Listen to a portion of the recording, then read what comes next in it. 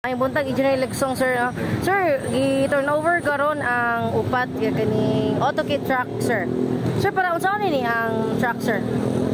Actually, based on the Republic Act 9003, the Comprehensive Solid Waste Management Act of 2000, gimandate pagod ang mga barangay on the management of the solid waste, specifically ang mga malata, biodegradable, and mga recyclable. So kaning mga minidabda karon nga ihatag ni Mayor Nadia to all the barangays.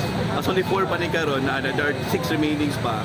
Ang purpose gyud ani is for collection on solid waste management on the barangay, especially on the compostable, mga biodegradable. Mo gini purpose ani, ang main purpose gyud ani niya.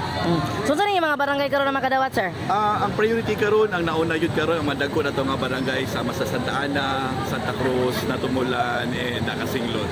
So the remaining 6 barangays will be given siguro soon within this year hopefully.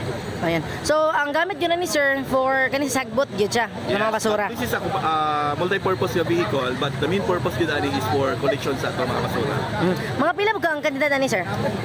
Kaning isa ni nagkandidate ni 1.5 million, so worth aning upat nato karon raise na sa total of 6 billion.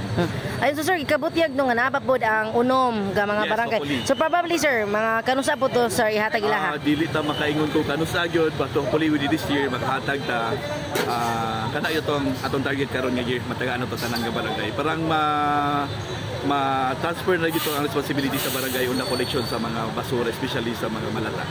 So katong mga LG, di ba sir, ga-collection man og basura ang LGU. Yes. No, na sila yung mga design date. So unsa may mahitabo ato sir? So ang may tabuan ni karon ang responsibility na gyud ni LGU na dayon is sa mga residual waste na gyapon. Dili kat mo nato walaon. Kay mandatory man gyud na LGU nga mag-collect sa mga basura. But di sa balaod nato sa akong gingon pa sa RA 003 is kato na lang yung mga recyclables ay mga residuals na lang ang kolektaho ni LGU. Dito barangay management na dayon sa mga malata na sa mga. So ang kaning mga basura ni sir dito ni dalon sa sanitary landfill sa taas. Month siguro ma-open na to sanitary landfill kay we are on the 80% naman karon sa construction sa sanitary landfill. Maybe next month operational na to sanitary landfill. So dito na gyud mulabay ang mga tanan na to basura including ang mga barangay. Ay, sir, mensahe nimo sa mga barangay nga nakadawat karon sa ilahang mini dump truck.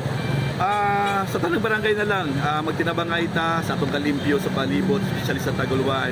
So isa ni karon ang tabang nga po sa LGU, technical assistance sa barangay, nga maka-capable sila ng collection. So ato lang is malimpyo para sa kainayahan, para sa atong future generations, especially sa atong mga community o sa atong mga bata. So magtinabangay ta para sa kaayuhan sa atong environment. Thank you sir, engineer.